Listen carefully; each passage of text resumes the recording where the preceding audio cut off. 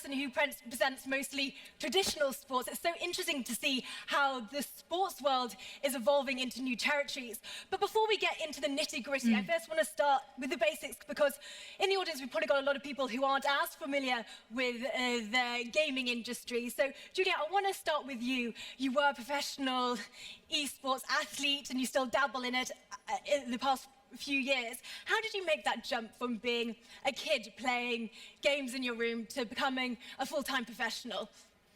It really started going to LAN events. It's a concept where players bring their computers or console from home, and we all set up in trestle tables and chairs in one big venue and play games all weekend long. That really sparked it for me. But I actually went on to study some dentistry after high school and quickly found out that it was not for me and that I really wanted to get into the world of competitive gaming. At that stage, esports and Twitch streaming was really catching on, and it was something that I found extremely enticing, especially in our country. Back in South Africa, it really started popping up everywhere. It was something that everybody was really into. And so I went from Twitch streaming to still dabbling in quite a lot of competitive play, and specifically spending the time competing and using that as content on Twitch. So it was living a little bit of a double life. But I really was just searching online for any and every opportunity to compete in, and then also just trying to keep my name at the top of the leaderboard. With that, I started learning more about the community, started learning more about international tournaments, and started learning more about qualifiers to possibly compete internationally. And that's really what got me into the space. Well, as you say, it's an always evolving industry. And Victoria, I want to bring you in now. You've been hosting esports for 5 years, you told me earlier. You're so experienced, you probably should be hosting this panel right over me.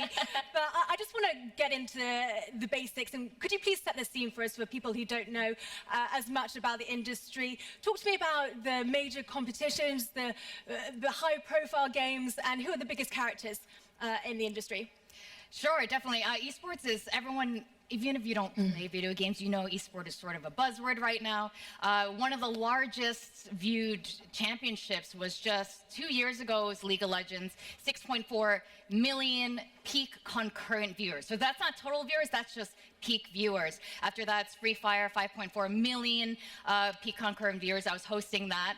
And Valorant Champions Tour, I'm one of the main hosts for Asia Pacific for that. Also saw its peak viewership very recently, over 3 million peak concurrent viewers over in Madrid just a couple months ago. And this game is only 3 years old. So you can see how quickly esports has been rising. This is so different than early days when retro consoles were still being played, or even StarCraft, where they were playing in much smaller events, and now it's become bigger than even certain NBA games. So it's just such a big industry now, and also really cool to see female professional players in the scene too. Well, we're definitely going to get into women in the gaming industry down the line. But Samaya, I want to talk to you. You have so many accolades, you've won so many awards throughout your career as a developer. But I want to ask you about the creative background in developing programs and focusing on your Recontact. Yeah. For people who don't know, it's a gaming series, am I right? Yes. Focuses on different cities. And as you can tell, I'm from London, and I looked into Recontact London, and it was such an immersive, artistic, visual experience, combining the orchestra with the city. So talk to me a bit more about that and where you get your ideas from and how you make these collaborations. Sure, that's great. So, but first of all, I would like to ask a question to the audience. Hello, everyone. Can you? Hello, woohoo! Hi. So I have a question to you. Are there any gamers? Don't be shy. Don't be shy. Gaming is a beautiful game. Okay, it's kind. Okay, after this panel, I have to be more gamer, right? So I'm a co-founder of Recontact Games. I'm a game producer. I'm a gamer since age of 5. My first game was The Prince of Persia. I'm so happy to be in this creative industries. So as a founder of Recontact Games, our motto is making playable arts. As I said, in our recent game in Recontact London, we had opportunity to work with one of the actors from Game of Thrones. So we closed the British Museum for filming to let them give the artistic experience to the gamers. We had opportunity to work with the symphony orchestra in Moscow, because the music is so important. Imagine like 60 amazing musicians perform your music. So I'm so into fashion, as you see in my shoes, like it's matched with the conference colors. Yeah, you're looking great. Yeah, no, Vibrant.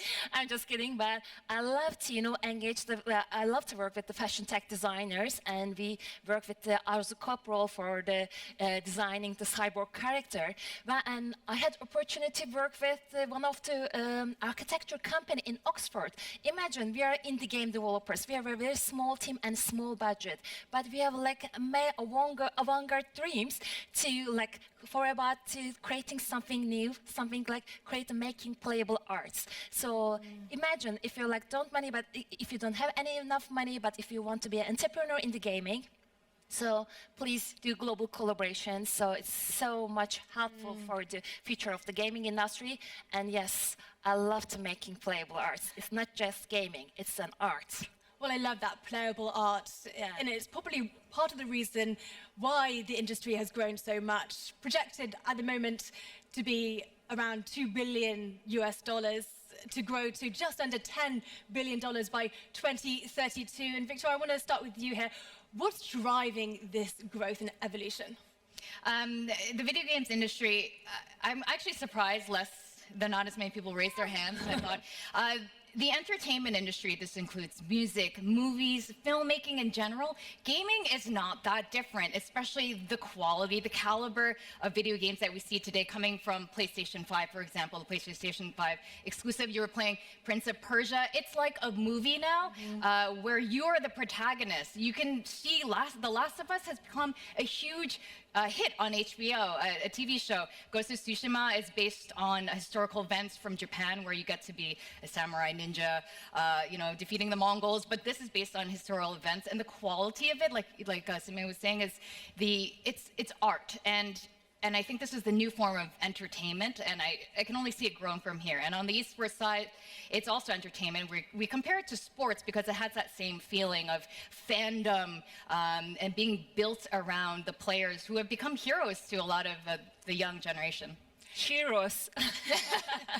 Yeah, it really has. And I think what I find really interesting about this is the fact that as a player's perspective, Julia, the growing industry, naturally you're going to get more sponsorship, bigger deals, bigger platform, and ultimately more opportunities. But with that comes competition. Is it harder to become a professional athlete now than it was before? And do the benefits outweigh the negatives? I think yes and no. I think especially for regions like South Africa, that's geographically it's challenging for us to qualify for international tournaments. It's definitely easier in the sense that now with technology and better internet, we can actually compete. Even though our latency is quite high, we still attempt to compete in international qualifiers all the way from home. That means that we compete at a disadvantage, and often it's not to our favor. However, it still gives us the opportunity to compete, whereas in the past we were completely isolated with no access and support to local servers, and that gave us even less of a fighting chance. So now I would say, though the skill cap is absolutely higher because the hub of esports being in your Asia, European and American countries would really see a lot of opportunity to scrim, compete, practice, qualify and go global. Whereas in countries such as South Africa, which is where my experience lies, we still definitely have to put up quite a bit of a fight, and it shows in our gaming industry. We go through dips, and we're currently in a space where we see multiple South Africans on the international stage, all the way from being on the desk as a host, part of the production team, in professional teams, signed to international organizations, living overseas and competing. We're really seeing a lot more of that happen. So I would say with everything, there's challenges, but also I definitely think that the positive definitely outweighs the negatives right now. Well, I think me and Victoria can probably relate to that, working in the freelance industry as presenters, that you have your busy months and you have your quieter months. So yeah, I wanted to jump in on that because you're talking about sponsorships, and I noticed on your socials the fact that players gamers, Twitch streamers can get sponsors. I was talking about League of Legends earlier. Their main sponsors are Mercedes-Benz, Tiffany and Co. These are the kind of brands that are getting in Asia Pacific for Valorant Champions Tour. Polo Ralph Lauren is our wardrobe sponsor. We don't see this in some other sports. So I think this is a huge advantage for players in the scene, whether you're coming from the production side or the player side. Brands have their eyeballs on this industry because they can see the potential for it. We talk about the production side. Simai, can you jump in there? How is it for you to adapt to a constantly changing environment? Actually, I would like to add something about the sponsorship because as a game producer, I need to create new monetization models. And one of the monetization model we engage with in our interactive cinema is the product placement. We work with one of the technology company, and our actors use inside the game. They use it and they feature the specialties about the product. So it's the new way to reaching the gamers because we have in the world there are like 3.5 billion gamers, and in Turkey 44 million game. We have 44 million gamers, and it's insane. And this is the new media, right? To reach the gamers, to reach the youth. And it almost feels like technology is sparking that renaissance that you talked about in the gaming industry. Specifically AI and VR, is that really changing the very fabric of development to create this unique, more realistic, more vibrant, more dynamic experience? Yeah, in our gaming company, we combine cinema and video games into a new art form with pioneering technologies. So in Recontact London, there's one section about AR. So when we use AR, we are aware of that because every phone in the world not supporting AR. So as a producer, you need to choose. So and you need to create alternative ways. So if there's a AR part, you can play. Or if your phone is not supporting, you need to create an alternative way because it's not just the data. Because some people are looking for the gaming as a data. It's not just the data. It's a community. It's engaging with the gamers. I really would like to listen the gamer. I love to listen feedbacks from the gamers and changing the story, changing the characters, adding new characters, new cities. So we are so excited about after Recontact Istanbul, Recontact London. Now we were just talking about in the lunch. They were asking when is coming New York? When is it coming? I said no, New York is not coming. The Recontact world is coming. So yeah, it's all about engaging with gamers. It's so much fun and it's so much. You feel that because gaming is such a tough industry and filming is so tough industry, and we combine these two disciplines, but we really enjoy it. Well, I think that engagement is the key point here. Victoria, have you been experiencing that whilst you've been presenting in the past few years in the gaming industry? Are we going to a point where everything seems so realistic, it almost feels like real life? Certain video games are at that point. I was naming The Last of Us earlier. It's so realistic, and when that conversion went into a TV series, they didn't actually need to change very much. They basically plucked out the cutscenes and made a whole TV show out of that.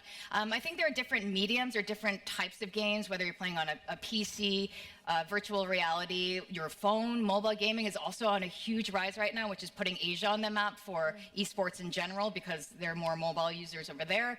So, I mean, in short, to answer your question, yeah, it's getting a lot more realistic, but at the same time, we're seeing the return of different types of games too. So when Prince of Persia, we were talking about this. She's the most recent one that came out. The way the art is done in it doesn't look realistic. It's beautiful art. I don't even know how to describe it. It's colorful. Yeah. It's almost like a graphic novel come to life. Yeah, I love that. Graphic novels come to life. So beautiful. I'm going to become a gamer by the end of this panel, I think. And Julia, is this something you want? Do you want this new world? There's also some downsides as a professional because, particularly with AI, you've got certain players having an unfair advantage using the likes of war hacks, aimbots. Yeah, I did my research. Have you experienced this? I love the lingo, and I think considering the amount of hands that went up earlier in the question, I think it is worth mentioning that, yes, there are opportunities when being online, as we all know with social media and, the internet in general, that there are opportunists. And the opportunity comes about where you can utilize certain softwares to put yourself in an advantage that is not necessarily warranted.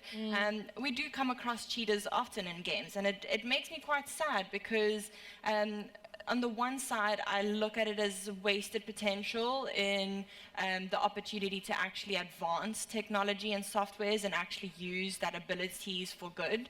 And then on the other hand, I do look at it as I almost understand it at some point, because with video gaming, it is very difficult to stay at the top 1%. There's consistent updates, there's consistent changes, there's consistently new games and new titles that come out, and being involved in both the actual development of it and also as a host of these events, I think we can all account for the moments that we really look in absolute awe at the top 1% and think, how did that just happen? And so yes, we do encounter it, it happens often, but it's not something that I look at disgracefully or negatively necessarily. I just see it as an opportunity that we can look at the youth and say, look at how much they are capable of. Look at how much we can do and how much there is still for us to do. And I think that is super exciting when it comes to both game development and also the future for esports, both as an athlete, a creative, and everywhere in between.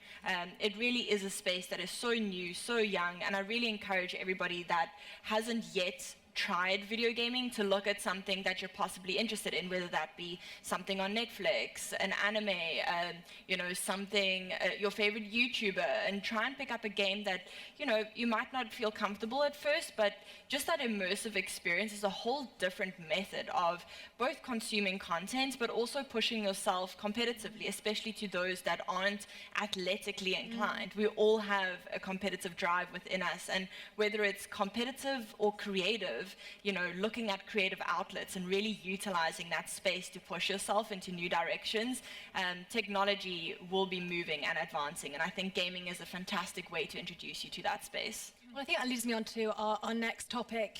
I think all this technology and advancement is having a bigger impact way beyond just gaming. I was ironically watching this movie. I never normally watch gaming movies, but I did ironically before this panel called Gran Turismo. And if you haven't watched it, please do after the panel, but I'm going to give you a bit of a spoiler. A gamer who uses his skill set learnt through the industry and transforms it into real life and has become a car racer. And Victor, I'm going to start with you because you actually told me earlier that you were involved with some of the behind the scenes of that movie, weren't you? I had the absolute honor of meeting this said racer, Jan Mardenborough. He started off as a PlayStation sim racer. He didn't even call it gaming, but sim racers, and how PlayStation, they started the GT Academy together with, I forget which car brand, but with the GT Academy, they basically look in the leaderboards of all the racers globally, got all the top ones, and we were talking about, gamers not necessarily needing certain physical attributes. When you go into real life racing, you need that. So you had all these people coming in together, going through this academy to race against actual race car drivers. And yes, it's a spoiler, but it's based on true life. Jan won.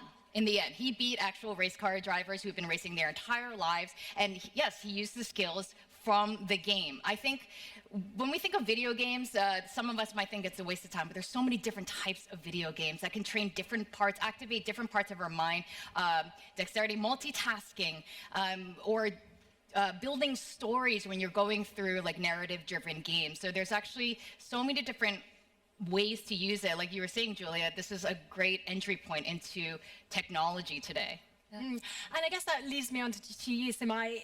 Is that the dream, to allow kids to be able to achieve their dreams, to create a product that takes them to the next level, which they can live in everyday life? Yeah, I would like to mention one of my projects. It's called Cats. Do you know that the Cats is so popular in Istanbul, everywhere you can find? But my Cats is refers to C for culture, A for arts, T for technology, S for science.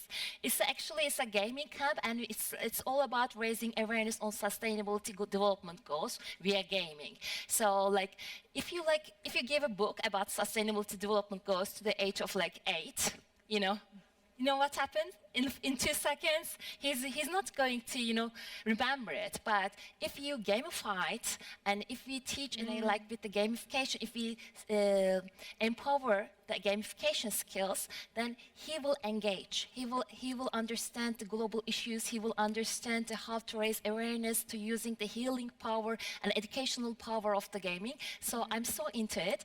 And actually, one of my other projects is called Hacking the Future, where we invite artists, scientists, neuroscientists, game developers. We came all together and discuss about the global issues, how to raise awareness. So the multidisciplinary thinking is so important because we are in the creative industries. So we need to aware of we need to aware of the other industries, and we need to engage them to create value via gaming. And I think using gaming in schools is so important, all these advancing technologies, but that also has some downside, and we spoke about this earlier as well, Julia. I don't know if people have been watching the TikTok videos about the game dent. So a lot of gamers have been shaving their heads and they've had a dent from the headphones. So it must be that you're sitting in front of a screen for very long hours for actually to change your body and to make that mark. Is the industry doing enough for the welfare of young kids? I think when it goes to young kids, I think we need to look at how gaming is introduced in the schools and how it is monitored. I think it's a whole different story to consider a household use. And I think parents do a good job at understanding that every child needs to have some sort of balance. And I think that is an understanding. But I think when it comes to the education sector, when you go to the young kids, you'll see, especially in South Africa, we have multiple programs with ACER for Africa where we utilize both Roblox and Minecraft to educate into multiple different spaces. And when it goes, later into the high school life, we utilize gaming to introduce students into a higher tech environment and encourage them into a STEM career system, which is science, technology, engineering, and math. And I think, again, we see a lot of how teachers go out of their way to understand gaming, especially in the Curo Schools group at the most recent Curo in Durban I attended. We had 175 teachers actually sit and play the games to understand why their students love this so much and how can they better understand it. So I think from a human corporate side, I think we're doing a lot. We're also seeing games offer parental guidance, tips, and also systems where you can tick off settings to avoid audio transmission and text transmission with other players, and also offer alternative game systems. So you can, for example, play in an offline mode where you're not physically competing online and reduce the opportunity for someone to actually engage with you from another area anonymously. So I think, yes, when it comes to ergonomics and the game dent, if I just had to look at when I was 16, which is giving my age away here, but 12 years ago. Last year.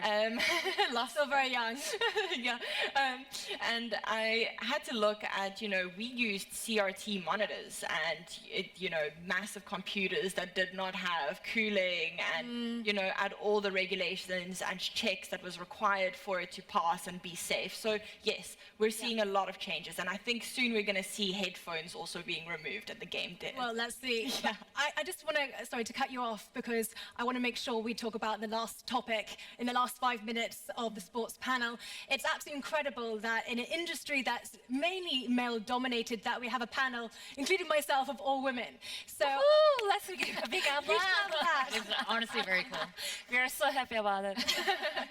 And Victoria, I want to start with you, because I think both you and I are presenters in what's technically a male's role in sports. How have you experienced sexism in the industry or any type of discrimination? What's been your experience? It's like any other industry. It's there. And when I first started appearing more publicly in this particular industry, like sports, I had to prove that I knew what I was talking about. So much more than even like my male counterparts. It happened recently in Valorant Champions Tour, actually, where they would see me on screen and they were telling me to get off, like, in the chat telling me to get off. What's this woman doing here? And the craziest thing is, I was the only woman in the whole talent pool, and I was the highest ranked in Valorant at that time last year. So I mean, these things happen. I think as we go on, though, I actually don't get questioned anymore. It's super rare, and I think the thing is, 50% of females are actually part of the gaming player base now. It's not weird. It's weird to someone born in the 90s or earlier. They're like, oh, wow, girl gamers. Like, and they still call it girl gamers instead of just gamers. But this new industry, it's the new generation, it's so normal to go play, like, guys and girls playing together in the same video game. So it's getting better, which I'm very happy about. And Simai, you're one of the very few female developers, and I presume that's why you got inspired to create Women in Games Turkey. Could you just expand on that? Sure. When I entered the gaming industry with WeContact, I observed that very few women are interested into gaming. When I attended the conferences like that, like gaming conferences, I was like one woman in 100 around, they're surrounded by 100 men. But the gaming is not just about gender. It's not just about discipline. So I founded Women in Games Turkey with the motto, "We are in games." All genders, all disciplines. If you would like to be a part of this amazing industry, come join us, because all our educational programs, boot camps, hackathons are free for the university students and newbies. So up until now, we organize more than 100 events, boot camps, hackathons all around Turkey, not just in Istanbul, and we reach more than 7,000 students. So I'm so happy about it. And if you're living in Izmir, on 25th of May, we are organizing Beyond Games. So please just, find out us. You can find us in Instagram, Women in Games Turkey, or LinkedIn. I'll definitely I'm just, like that. But the thing is, in Women in Games Turkey, we are aiming to use, as we said, healing power and the male gaze. We just talking about our first game, it was Prince of Persia, and we were trying to save the princess, right? But right now, when we look at the new Prince of Persia, the Lost Crown, now we are trying to save the prince with the guidance of the Queen of Persia, with a diverse team. So the stories is changing because more different perspectives is entering in the gaming industry. It's just the male gaze is just going down, and the woman power. The narrative is changing. Yeah, narratives are changing. I'm so I have high expectations about the future of the gaming industry. Well, unfortunately, that's all we've got time for. But just quickly, Julia, could you also just give your experiences? Have you ever had sexism as a female gamer? Just very quickly, though, because I know I'm going to get told off by my producer. Yes, absolutely, it happens. But at the same time, my boyfriend, who is also here today from South Africa, also experiences a lot of harassment, and he's a male jumping into games. And I think at the same time, it's not really about video gaming, it's more about the internet and being online. I think if you're just on social media as well, you can see hate comments happen, and I think it's common. But at the same time, I do want to shed light on how connected our community is. And I think everybody here can tell that even just us as panelists, even though we've never met each other prior to this conference, we have a connection between us, and I can easily see us playing games together in our spare time, and that's what gaming is about. It really is about everyone connecting together, and it's not for me really as much about female, male, and balancing it out. It's more about let's just get everybody online, let's just play together, because it is such a fantastic social exercise. That community feeling is like no other in the gaming industry. But thank you so much for joining us at the Next by TRT Forum. A huge round of applause, please, for my fantastic panel. So if you'd like to make your way off the stage, and I'll speak to you guys after. Thank you so much. Let's go.